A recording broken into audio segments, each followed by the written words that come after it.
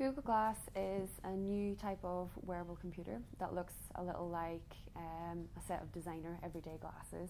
It is voice activated or can be controlled with a variety of different gestures on the side. It has an array of basic commands for you to say, for you to give it information.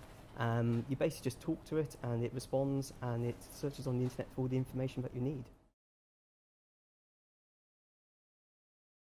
So there are lots of different issues that come about due to Parkinson's.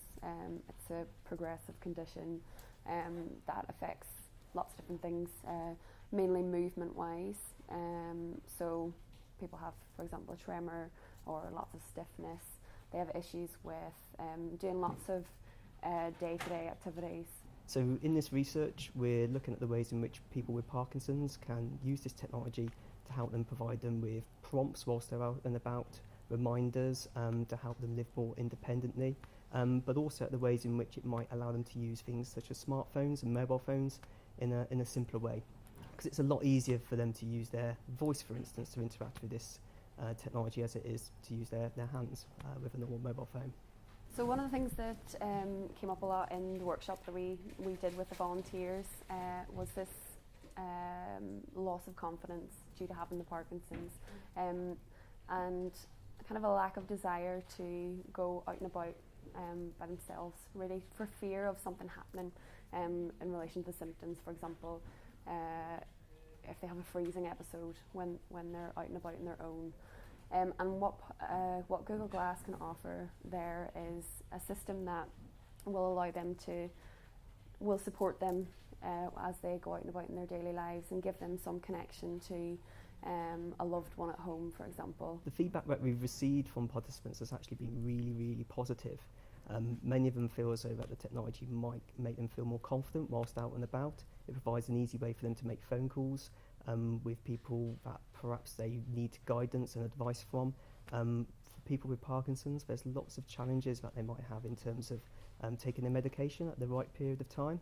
So they've also made lots of recommendations about how the technology might provide prompts and cues for them to take their medication at that right moment, because it's absolutely critical that they get it at that right time each day. I suppose the main thing to come up from the deployments really was how much they enjoyed it, how much they enjoyed using it, how much potential they could see in the technology, and how helpful it could possibly be for them in the future to help support them in their Parkinson's and remind them to do different things like take their pills or remind them for their appointments, for example. So Newcastle University has got world-leading research and reputation in human-computer interaction. In the digital interaction group which led this research, we have designers such as myself, computer scientists, domain specialists such as speech and language therapists, all kind of working together to contribute towards projects and to bring new technologies to be. The most important thing that we do throughout is that we work with users and communities who end up using these technologies. And by working with these communities and making sure they take a lead in the design activities, we tend to feel as though our research has a bigger impact. Favourite part of the project for me is always working with the participants. Some of them I've got some personal connections with through other research, and some of them were brand new people I'd never met before. It's always really great to see how enthusiastic they are about the things that we do here at Newcastle University, and especially with something like Glass, which is so new.